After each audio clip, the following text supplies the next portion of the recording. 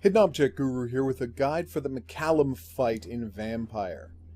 This fight bedeviled me quite a bit my first two times through the game, but here the third try, I beat him on my first attempt, and I'm going to offer some theories to help you with that. First off, get yourself some blood, ouch, and healing potions.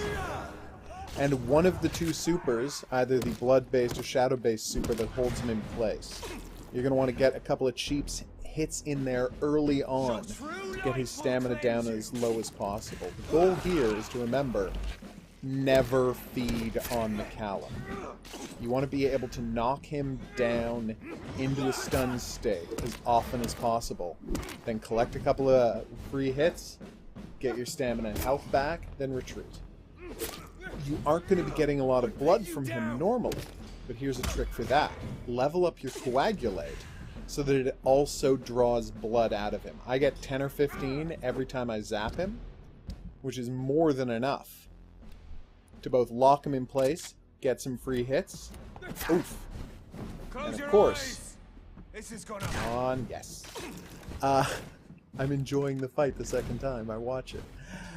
Yes. Well, the first time I played it, so the first time I watched it, I guess. Yeah, you want to have as many shotgun bullets as possible. That time I forgot to use the blood shield. It's good to use the blood shield because if you can absorb 2 or 3 hits from his crossbow bolts, it makes life a lot easier when you screw up the dodge.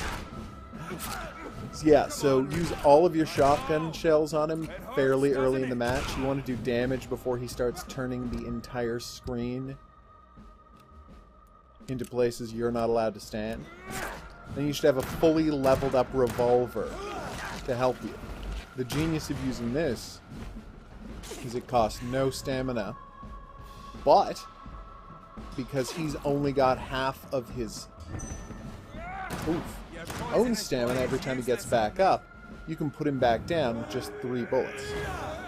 You put those two things together, and you're in a situation where it's easy to stun lock him and finish him off. As you can see, he was trapped so badly, I was able to just wait out the worst of the light attacks. I could do this a lot more cleanly if I was better at parrying. Oof. He's actually not that hard to knock into stun position by interrupting his attacks, but this is by far the safest and by far the easiest. So again, you want a blood shield leveled up so you can take 3 hits. You want coagulate leveled up so that you can take 10 or 15 points of blood away from him.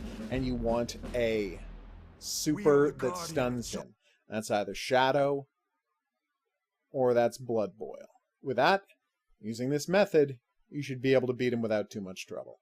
Alright, I've been Hidden Object Guru. If you were having trouble, I hope this helped. I will see you back here for more. But until then, au revoir.